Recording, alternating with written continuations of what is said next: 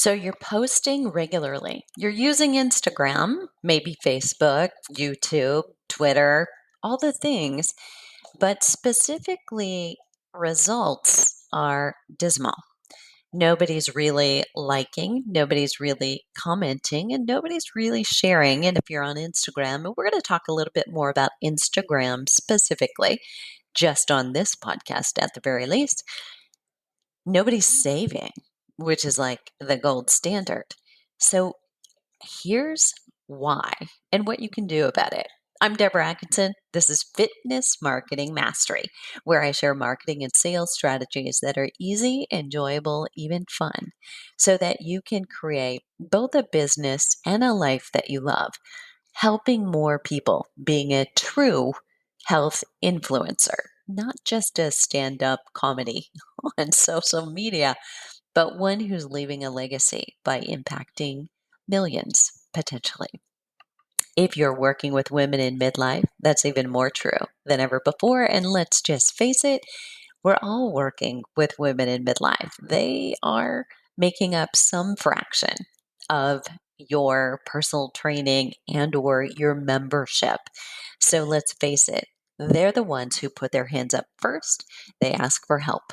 The demand for them, it's great. They want trainers who get them, health coaches who understand where they're at. They really want midlife women who are a lot like them and have that I get you factor. And if you're interested in learning more about that, this episode is sponsored by the Flipping 50 Fitness Specialist. Put the link in the show notes. More than ever, when I finish talking to an audience, virtually or in person, and we will be back to that, the first question I've asked when I'm speaking to a group of women is, where do I find trainers who know this? And I let them know we're working on that. We're growing the Flipping 50 Fitness Specialist directory all the time. So no matter where you are in the world, Australia, you're in Trinidad, you're in Italy, you're in the United States, or in Canada, there is a population looking for you right now. I'm going to put that link in the show notes, but I also want to give you this right now. Tax and legal strategy is something that is not necessarily ultra sexy and not the first reason why people get into personal training or health coaching. But if you don't have it, you don't have the right strategy in place. And yes, when you're too small, you think to worry about it, you could go down a hole in a path that you don't want to go down. I tell you firsthand that it cost me significantly not to ask, to be too proud to ask certain questions about paying certain bills, dipping into certain funds in order to cover my own bills, as opposed to making some other solutions that actually might have felt uncomfortable to me, but in the long run would have been better. So I'm going to encourage you to take a good look at today's podcast show notes, where I'm inviting you for a limited time more to get a 2-session bundle of masterclasses, one on legal ease for your website and your business, because all of us are operating digitally somehow, whether you're collecting money there in e-commerce solely, or it's just a part of what you're doing, and tax strategy. So if you're not sure how to keep that money that you're making, this is an absolute must. And if you know anything about the cost of a lawyer or consulting one, and you only see your CPA once a year when you're ready to do your taxes, it's time to go above and beyond. So I'm not actually introducing you to a CPA. I'm literally introducing you to a tax strategist, someone who will help you with the bigger picture of, as you grow, how you hold on to that money, give you ideas you can use now, but also potentially give you ideas for later, and learning what's really what you can deduct and how you do it legally, no matter where you live in the world. So I will put the link in the show notes to how you register for that. It's flipping50.com/tax Tax MC, standing for Tax Masterclass. I'm giving you that for 50% off right now. The full price, by the way, is completely reasonable. When you realize that to talk to a lawyer for 15 minutes is probably going to cost you 150 or more, you realize what a bargain this is. I'm going to give you the opportunity to ask your questions if you're in the early bird group. And I'm going to cover questions that I wish I would have asked. So if you're not even sure, what should I be conscious of? What should I be asking? I know that feeling. Been there, done that, and I'm going to help you out. All right, let's dive into this. So, literally, what I want to share with you is what I've been watching and observing in certain exercise professionals, some trainers, some bodybuilders, and some health coaches on Instagram specifically. I'm watching their accounts, and what I see is great posts, great content. They're beautiful images and nothing. So there's really very little interaction, engagement, and there's a low number of people actually even liking it. So that's kind of level one. They give you a comment, that's level two. They share it, level three, and they save it, level four, when you're on Instagram. I mean, that's what you want. That's above and beyond the gold medal. But we're not seeing that happen in a lot of accounts that I'm watching. When I scroll down and look at their text, the copy for that post, sometimes that's missing. But today, what I want to focus out, and I don't mean it's not there, it's just missing the mark in connecting with audiences. I'm not going to dwell on that right now because that's really a whole marketing umbrella about how you actually connect with the one kind of avatar, ideal customer that you're trying to reach. And we could spend an hour there. We're not going there today. We're talking about hashtags. So, hashtag strategy has to be very, very specific to the post, not to generically what you're trying to reach. So, the algorithm on Instagram is getting smarter and smarter. And what's happening is it's looking at your post, the images and or the videos that you're posting, and it's also looking at the copy, the text that you're posting, and then the hashtags that you use. If they're different, they don't even apply to what it is that you wrote in your message. The algorithm in Instagram is confused. It's not going to help you get discovered. So if you're creating great content, the images and or great videos, going to the work to do that, you want to make sure that everything there is congruent. The pictures, the videos, the infographics that you're creating together with the copy that you're creating and the hashtags. Most importantly, those latter two. So you can put a beautiful image that catches somebody's eye and then makes them come and look. And your text and your copy may not actually be completely representative just because you're talking about eating correctly, choosing, what you're eating and using the discipline and the knowledge that you need. You may not show somebody, sitting down to a plate of food. You may not show food at all, but it may be an image expressing this is how you're going to feel, like someone on vacation or on the beach, arms spread out, up to the world, full of energy. That kind of imagery is still appropriate and probably a better idea than just one of food.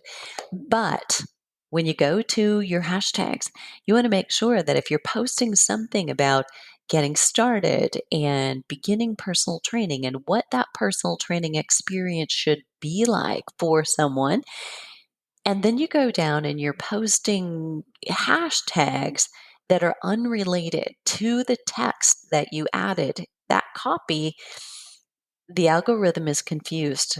It's not going to help you any get discovered.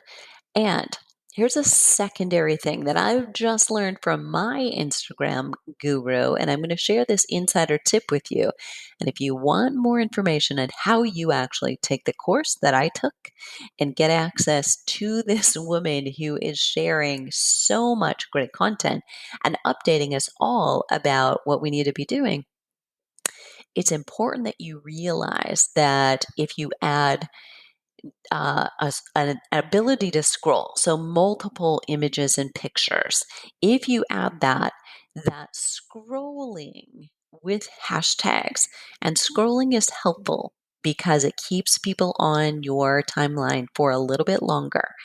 It will boost the engagement of the people who are already following you. However, what's new now is that those hashtags that you're using won't help you get discovered by new people on a multiple image carousel where they scroll.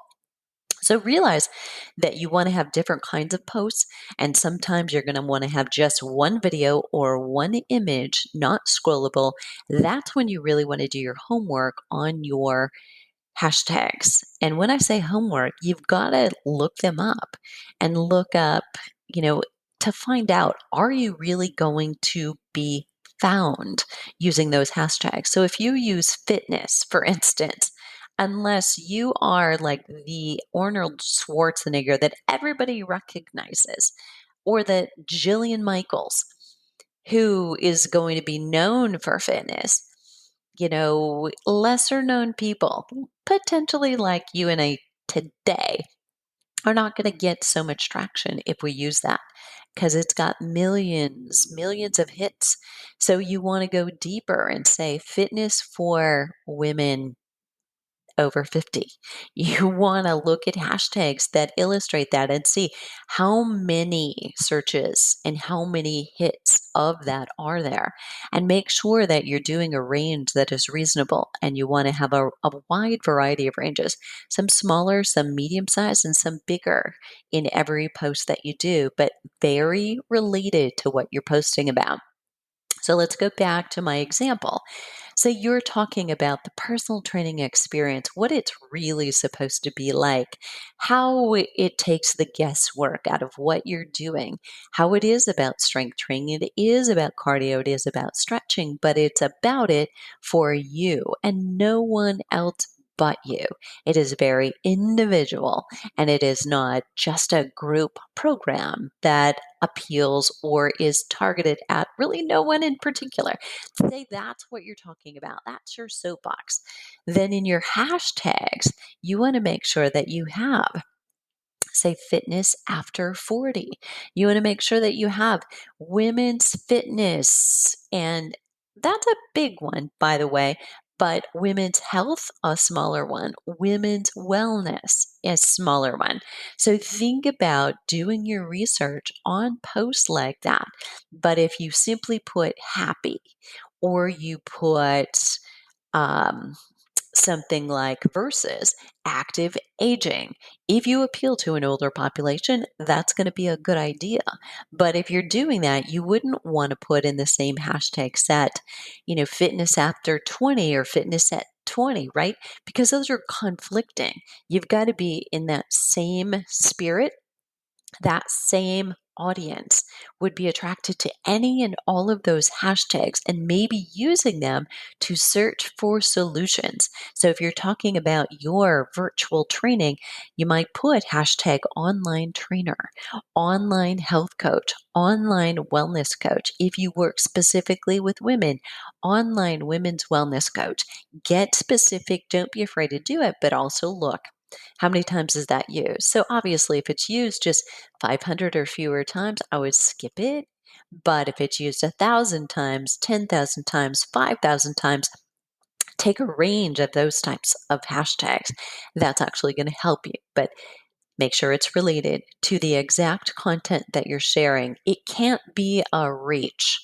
It really needs to be, are these words that you've used? So if you've ever used keyword kinds of research in, say, posting your YouTube videos, it applies here too. the keywords that appear in your title, the keyword should appear again in your description, and the keyword should be your tags. And probably long tail phrases are better than single words. So again, fitness, exercise, stretching, not as good and high quality as at home yoga, stretching for women after 50. Those kinds of terms, think about what will women search for when they're looking for core exercise. They're probably going to put something like core exercise for women after 50. So think about literally if you were her and you need to know her that well, better than anybody else when she's alone, frustrated, left to her own devices. What specifically is she typing into Dr. Google so that you will come up? Your title, your description, your tags, and similarly on Instagram, your copy in the post, your selected hashtags, and potentially the image, but more so if that's an infographic. There you have it. I gave you a lot of things. So you also may have questions on those, want clarity, want confirmation that you got it. So you'll find that at the show notes at fitnessmarketingmastery.com/, more social media traction. What are you waiting for? The world needs you now more than ever. Find that helpful? Don't forget, to build that business, to build that following on social media, that's important. But to build that business legally and ethically so that you can continue and you don't suffer when people demand the refunds, when there are chargebacks. You will know, how do I set up certain legal notices so that I'm covered in my e-commerce store and on my website? And when it comes to chargebacks or refunds or guarantees, I've worded things correctly so that they will support me and protect me. You also most likely want to go on beyond that and know, how do I separate my business from my personal health and wealth and make sure that I'm protected no matter what happens to my business? Because as we all know, 2020 told us a few things about things that we need to be aware of and conscious of to protect ourselves, staying in business even when the going gets rough. So I'll put the link in the show notes to every resource that I mentioned and look forward to your questions. What are you waiting for? Let's do this.